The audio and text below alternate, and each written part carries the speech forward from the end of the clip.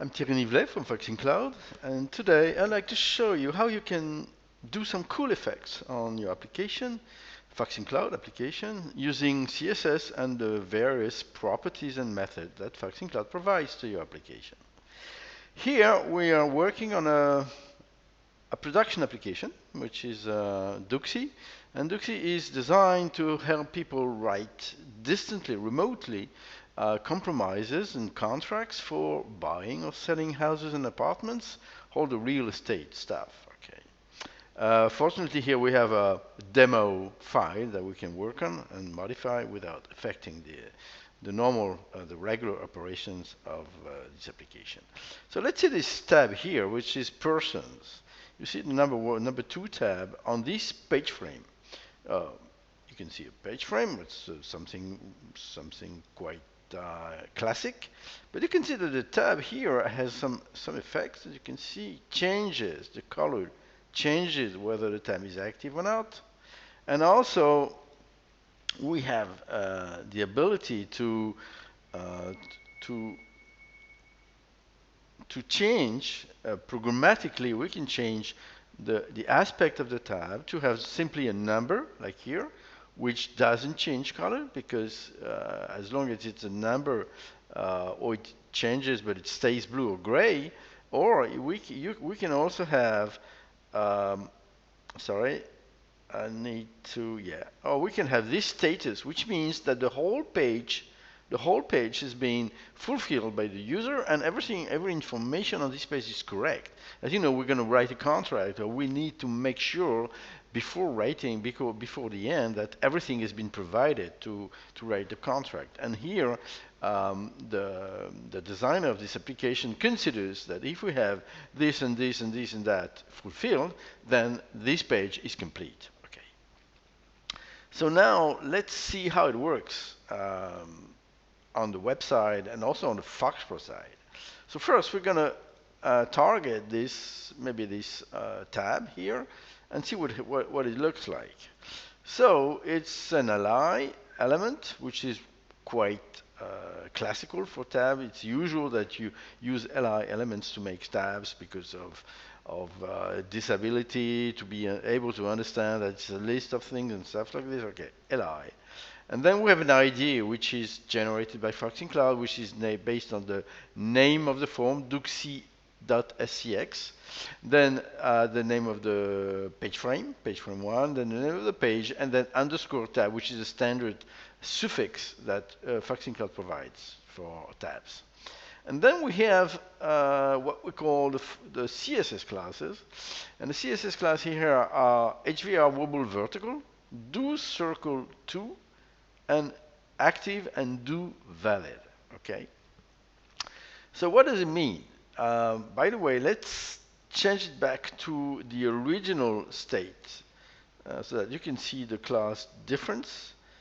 Okay, so let's get back to inspector. And the inspector has moved, I don't know why, but we're still here. And now we have do circle to and do cerclage. Okay, so it means that here we want to have a circle with a 2 inside, and it's active, which means that it should be blue. And now if I go to another page, it's no longer active and it changes. So let's get back to this page, okay, and see what happens. So first we have these animation name, animation duration, animation iteration count, which is all the animation what happens when the page is hovered. You see here, it's defined for the hover state on this page, and all this is part of a hover.css, which has been provided by the designer. It means that here we have nothing to do. Just the designer has designed it this way and has provided a file. Just the only thing we have to do is add this class. And if we add this class, it will have this behavior because of the designer's work. Okay. So you can see here we have some more definitions here. And also, let's go down, and we have inside now. What we've seen here is for the whole li, for the whole rectangle. So now, what happens at the text level, which is inside, and it's inside, actually it's inside A, which is also quite classic for page tabs. And here we can see that if it's do cerclage here, we have some specification, and this is now specific, I would say, to the application, and it's inside the do.css file, which is the application specific CSS file that is standard in any FoxInCloud application based on the three-letter acronym that we have for this application, which is DOO, and DOO is also the extension for the URL and stuff like this. If you've gone through the FoxInCloud adaptation assistant, you notice this three-letter acronym. Okay, so what we have now is something quite tricky, which is a before a pseudo class. And this before pseudo class says that in do cerclage we should have such background color, and if we are in let's see circle 2, then we have a content which is 2 here. Again, this is nothing we've done about. We're Foxware developers, we're not web designers, and all this was provided by the web designer. And the only thing we have to do at our level is to reflect these classes in the object and change them, whether we should have a valid state or just a regular page frame, numbered page frame state. Okay, so let's get back to the valid state that we had initially, and let's see how this goes in FoxPro. So what we're working on here is this form. By the way, you can see the difference between this form and the one we have on the website. Okay, so that's the magic of FoxInCloud, is able to generate a completely different HTML compared to the form you have initially. So if we go to this page frame, let's go there where we can see the form here. Let's make it larger. We can see, yeah, it doesn't want to maintain the zoom. Yes, it does. We are lucky. So we can see the form, we can see the page frame, and we can see the page purse, which is the one we're looking at. By the way, oh, fatal error. I made a mistake. Sorry. So I'm going to do it back. Oof, that's okay. Okay, so modify form. Duxi. Okay, yeah. So here we are.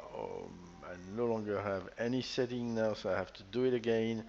Okay, because I made a mistake. I had a C5 error. Okay, so let's get back to the property tab. Here we are. No, let's get back to the page purse. Let's make sure it's the one we're looking at. Here it's definitely page purse. That's fine. So we're here, and what do we have here? So let's make sure the tab order is the tab order, the page order, the page order, the page order is here. It's number 2. Yes, that's fine. Even if it's the first one in the page frame, it's the number 2 in the definition. And here, what is interesting here is that we already have at design time, we have some of the classes that we've seen that were provided by the designer, which is HVR Wobble Vertical, Do Cerclage, and Do Circle 2. So initially it will be displayed as a text with a circled number 2 before, due to the CSS work by the designer. So now we need to know how we're going to change that at runtime to, okay, let's move that out, or let's make it non-dockable. Okay, okay, let's get out of the way. Okay, here we are. So what are we going to do here is change the font first for you to see better what happens. Okay, and what we're going to do here is use a property. We're going to, if we are running in web mode and generating HTML for Bootstrap, which is what we have in this application, we're going to scan the pages of this page frame. Okay, so for each page in these pages, Fox object, don't forget that, and we're going to say for this page I want to save the WCSS class at tab property, and I want to say to FoxInCloud, monitor this property because it can change, and if it changes, you need to reflect that to the client side. Okay. So, okay, remember that everything here everything is defined in the CSS class add tab property, which is in the page inherited from FoxInCloud. So now what happens, we're going to use the refresh method. We like this in FoxInCloud. Very often we use the refresh method to change the status of objects. And if we do something important in the data, we will simply call this form refresh. And here, this refresh works at the page level. And what happens here is very simple. Just do another program with this. And this is a reference to the page frame. Okay. So let's see what this program does. Here we are. I'm going to put it in the center so that you can see what happens. Okay. So, procédure étape. Étape means steps. Steps, plural. So the parameter is the page frame. So we're going to say step 1, step 2, step 3, we'll put them to 0 initially. And then we're going to recompute them based on the status of data. For instance, this vi.cad is a field in the vi table, etc., etc. And then we will say page purse is the one we're working at.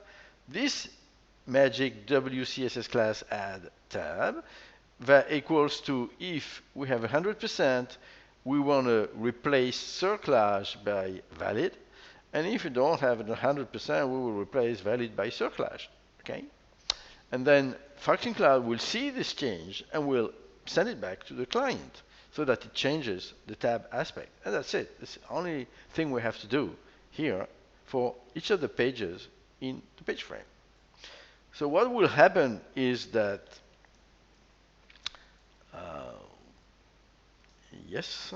sorry, excuse me. Okay, here we have, okay, here we are. And another step is to increase the size. Oh, yes, I'm going as fast as possible, but okay, and we do an automatic. Okay, this is the form state table, the state table for this form, where we have all the properties that FoxInCloud monitors. And if it sees, again, we have our page frame and our page purse.